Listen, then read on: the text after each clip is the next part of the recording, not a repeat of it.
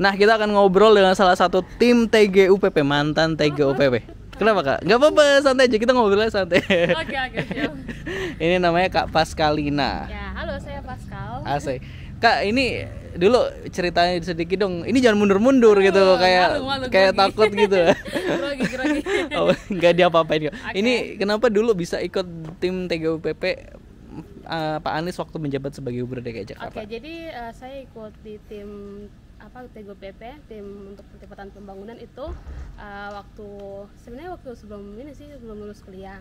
Nah, itu punya kenalan kan. Akhirnya sudah kirim CV, akhirnya diwawancara. Ini masuk deh. Yang wawancara siapa? Pak Anies langsung, Bud? Enggak, yang wawancara langsung, yang wawancara Pak Dedi ada namanya. Pak Dedi. Terus Kakak ini di TGUPP tugasnya ngapain nih?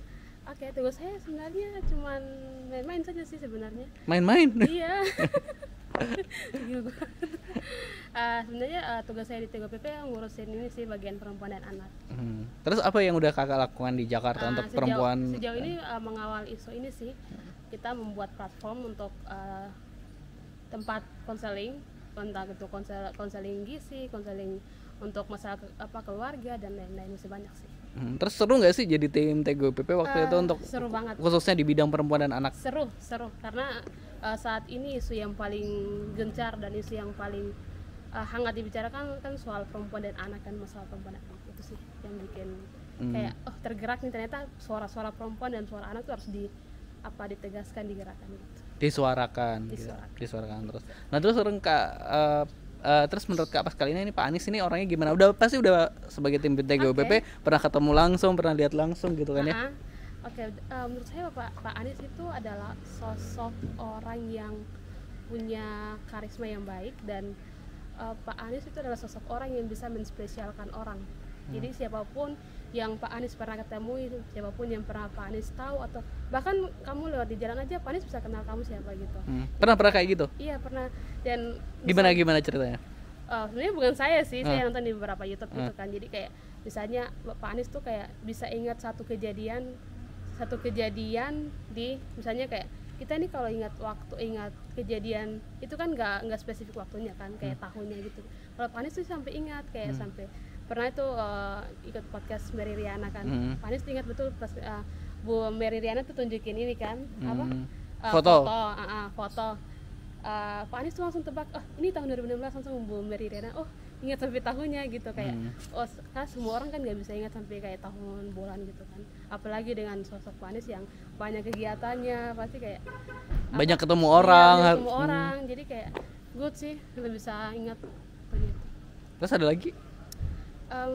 Itu sih, Pak Anies tuh selalu menegaskan bahwa stereotip orang-orang bilang, kalau misalnya contohnya saya sendiri ya, orang Papua, itu kalau misalnya ketemu orang di jalan nih terus bilang kamu kerja di mana, misalnya dibilang kerja tim Pak Anies, wah orang Papua bisa kerja tim Pak Anies, kayak macam orang tuh menganggap itu wah. Tapi untuk Pak Anies sendiri, orang Papua itu orang Papua atau orang siapapun yang bekerja sama tim Pak Anies itu adalah orang-orang yang berkompetisi dan bukan dia terlatar belakangnya gitu. Dilihat dari kompetisinya, kompetensinya sebagai emang layak gitu kan. Terus ini Kakak ini by the way dari Papua mana nih? Saya asalnya dari Nabire Papua, tapi kuliah? Bukan Nabirenya sih, tapi masih harus ke pelosok lagi. Waduh, 8 jam kalau mau jalan. Luar biasa, pesawatnya aja udah 8 jam terus udah bukan pesawat sih. Enggak, kalau naik pesawat juga 8 jam terus nanti masih masuk lagi. Kayak 2 hari gitu ya. Iya, gitu sih. Terus kuliah di mana kemarin? Kemarin saya kuliah di Brawijaya sih. Oh, Brawijaya, Malang. Terus pernah dimarahin Pak Anies nggak? Sejauh ini belum sih. Belum pernah. Tidak deh. Oh, jangan sampai. Jangan sampai.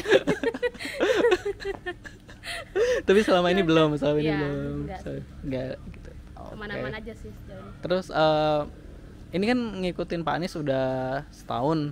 Terus ini ikut juga nih di rangkaian nanti Pilpres gitu. Gimana persiapannya? Wah, persiapan sebenarnya awalnya kaget ya.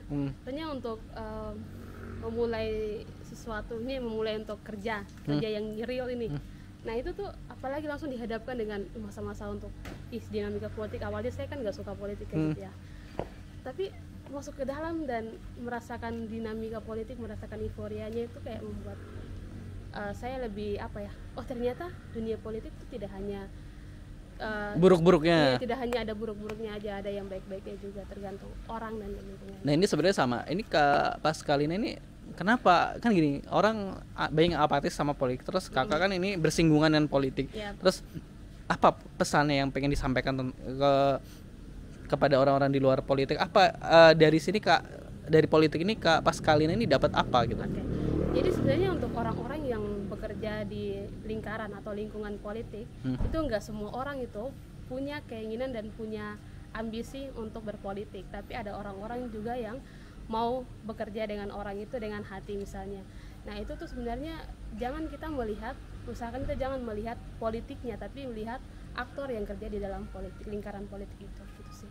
Oke, nah kalau saya pribadi ketika dulu saya juga apatis nih waktu kuliah tuh, kayak apaan sih politik, terlalu drama dan lain sebagainya. Tapi setelah ini ternyata banyak kebijakan itu tuh harus dilakukan lewat jalan politik. Bener kan? Kalau misal kalau nggak lewat politik, kebijakan misalnya apa, naikkan BBM misalnya, kebijakan angkot gratis atau apa, ya itu lewat jalur politik. Gitu.